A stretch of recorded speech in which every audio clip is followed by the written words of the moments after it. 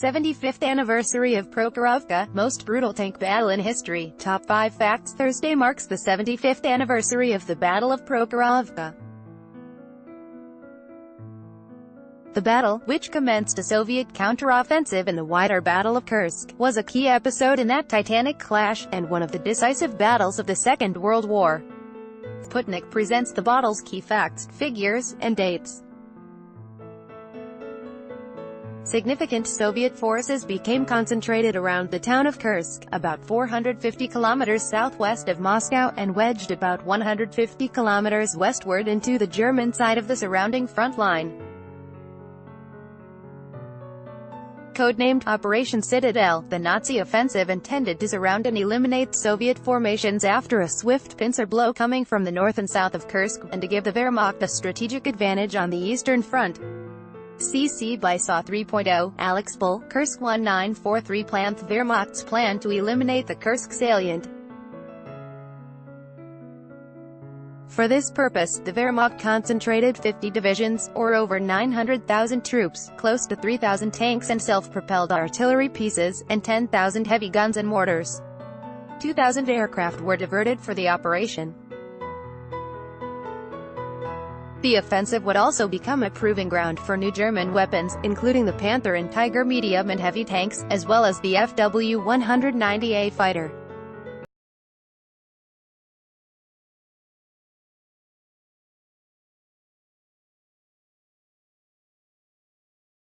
This prompted civil servant and Soviet agent John Cairncross, then working at Bletchley Park, to pass the invaluable information on to Soviet military intelligence. Armed with this information, the Soviet High Command decided to set a trap for the Wehrmacht at Kursk to sap the strength out of its offensive capabilities. Troops from the Central, Voronezh and Stepnoy fronts commanded by Generals Konstantin Rokossovsky, Nikolai Bachatin and Ivan Konev were concentrated to oppose the German buildup.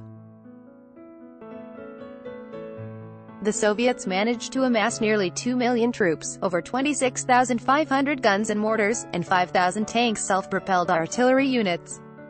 Copyright RIA Novosti. F. Levshin Battle of Kursk, Voronezh Front. July 1943. Tanks advancing toward front line. In the south, Bachatin's forces fought to slow Army Group South's lightning offensive to a crawl. Suffering the loss of 300 tanks on the first day, the German command continued its search for weaknesses in the Soviet front line, and by July 9 managed to successfully wedge itself into the salient to a depth of 35 kilometers. The battle-hardened Tank Corps of the 4th Panzer Army and the 3rd Tank Corps of the KEMF Detachment were concentrated in the direction of the town of Prokhorovka, southeast of Kursk. These units include the elite 1st SS Panzer Division Leibstandarte Adolf Hitler, Das Reich and Deadhead tank units. CC by SAW 3.0, German Federal Archives, Stadtdom Kursk, Panzer VI, Tiger I, Waffen SS Division Das Reich units with a Tiger I tank. Kursk, 1943. Armed with Panthers and Tigers, the Wehrmacht forces' tactics included deploying separate artillery detachments throughout the entire zone of defense. The new tanks were concentrated at the front of the spearheads to punch through defenses, and followed up by Panzer IV medium tanks. The tanks' communications equipment allowed for radio contact between forces and interaction with aviation. On the Soviet side was the 183rd Infantry Division and the 2nd Tank Corps, each of which had suffered heavy losses to Luftwaffe air attacks along the entire front during the German offensive.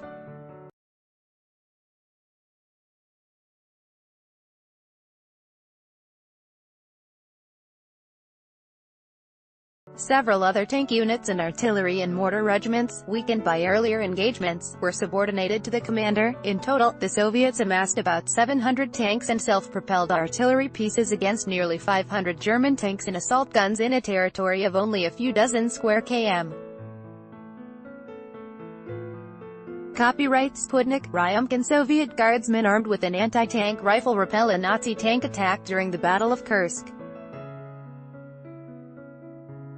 1943. On the morning of July 12, the Red Army began an artillery barrage to try to soften up enemy forces. The 1st SS Panzer Division rushed to defensive positions. Soviet tankmen, equipped mostly with older T-34 tanks with 76mm guns, proved outmatched against the new Tigers. This disparity became especially painful as tanks rushed into close-quarters combat, with the Tigers' 88mm shells easily penetrating the T-34's armor. All that was left for the Soviets was to rely on their tanks' superior speed and maneuverability. Enemy artillery and bombardment by hundreds of enemy aircraft quickly turned the offensive into a meat grinder. The sky above was filled with smoke, dust and soot.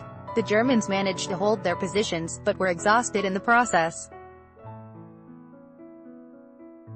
Rodmistrov's tank forces, including the 29th and 18th Tank Corps, lost some 60% and 30% of their armor, respectively. Between 170 to 180 Soviet tanks were destroyed, and nearly 6,000 troops were killed. 80 German tanks and assault guns were lost, 800 troops were killed, and 11 aircraft were destroyed or severely damaged. Copyright RIA Novosti. Yakov Ryumkin. Soviet infantry inspect a burnt-out Panther at Kursk. Fighting in the area continued until July 16, with each side failing to break through the other's defenses. However, the Germans exhausted their offensive potential, and Army Group South abandoned its plans to break through to Kursk.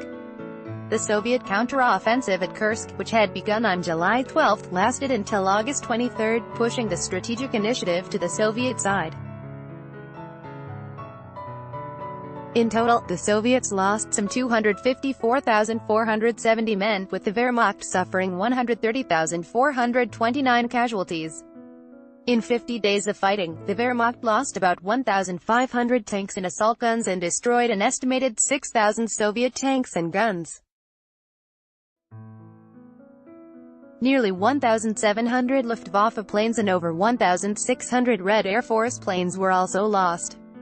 For the remainder of the war, the Nazis never again regained the strategic initiative on the Eastern Front. Copyright Sputnik, Ivan Shagan. Battle of Kursk, 1943.